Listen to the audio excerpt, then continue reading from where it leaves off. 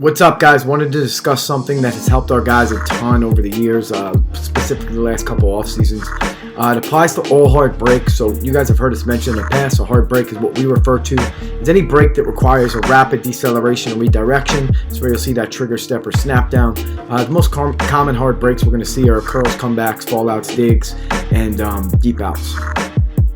For us to break downhill on a 45, we're going to focus on 45s more because they're a more difficult break point than a 90. However, it applies to both. So for us to break downhill on a 45, regardless if it's a curl or a comeback, because that break point is essentially the same, my feet, hips, and shoulders must rotate towards where I am breaking.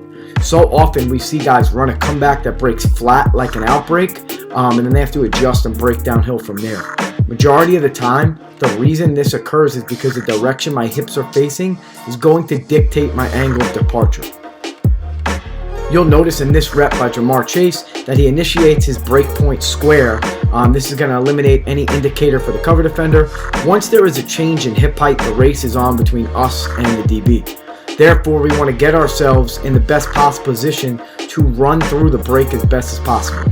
This is frozen right after his trigger step. You notice the hips drop. And now watch him get his hips and shoulders turned. He's now in a much better body position, and that's going to afford him to break directly downhill at that 45-degree angle that we want on a comeback. Another way to think about it, which I heard from Coach Gunther Brewer at one of the Coach G clinics during quarantine. He's one of the best wideout coaches in the country. Is wherever our medial malleolus is facing is where we're going to drive out to. Coach Brewer refers to it as the ankle-eye. The medial malleolus is just that bone inside of our ankle.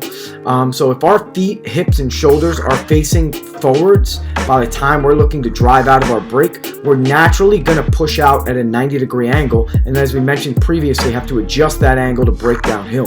This is super problematic because if coverage is tight, it affords the DB an opportunity to undercut that 45-degree break because we're initially going to be breaking flat at 90 because of our body position.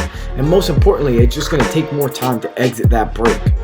Once we get used to the concept of drop, rotate, drive, so once that hip drop is initiated, we start slightly rotating foot, hip, and shoulder, feet, hips, and shoulders into the direction we want to break, it will feel as if we're running through that break point. What must be understood is that how our feet interact with the ground never changes. We're still applying force down with the whole-footed ground contact. We simply just want our body to slightly turn in the direction we're breaking.